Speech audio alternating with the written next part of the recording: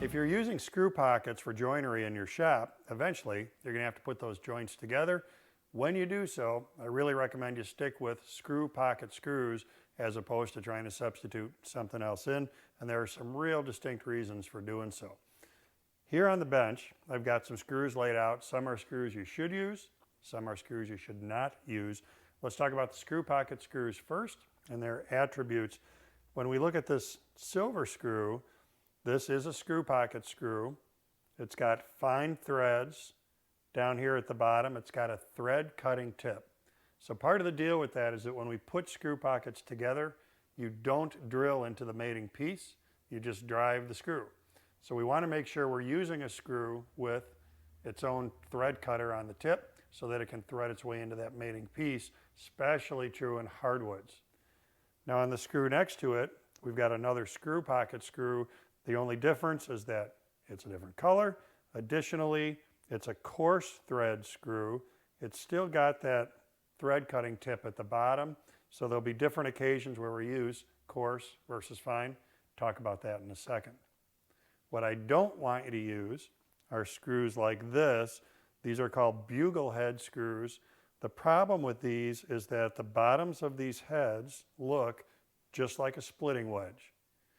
So you can imagine that if we took this shape or the flathead shape, like we've got on this screw over here, still wedge shape, when that hits the bottom of our screw pocket, it's going to have a tendency to act like a wedge and split the material.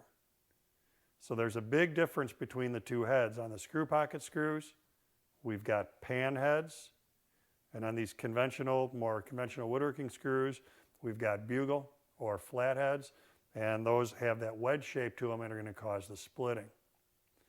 Now the deal with coarse thread, fine thread is man-made materials versus natural, and hardwoods versus softwoods.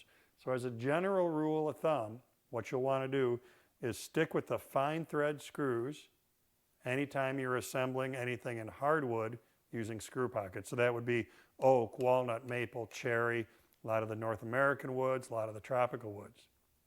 If you're assembling man-made materials, so that would be plywood, particle board, MDF, or softwoods like pine, then you'd want to go with the screw that's got the more coarse threads in it. Again, making sure that you stick with those pan head, screw pocket specific screws. Now let's just do one more thing and look at the heads of the screws. Very commonly, these are square drive screws, and because of the angle at which we're driving them, remember those screw pockets go in at about 15 degrees. Using a square drive on the square drive head screw just makes it a lot easier to run at an angle like that and make sure that the tip of the driver stays in contact, stays engaged with the head of the screw. So the lesson out of all of this is there's a very good reason why screw pocket screws go with screw pocket joinery. The other thing to think about is make sure you're matching the length of the screw to the thickness of the wood that you're working with, so that by running the screw in at an angle, it doesn't accidentally come out the joining face. So make sure you're loading your shop up with screw pocket screws so that you're ready to assemble those screw pockets using the right tool for the right job.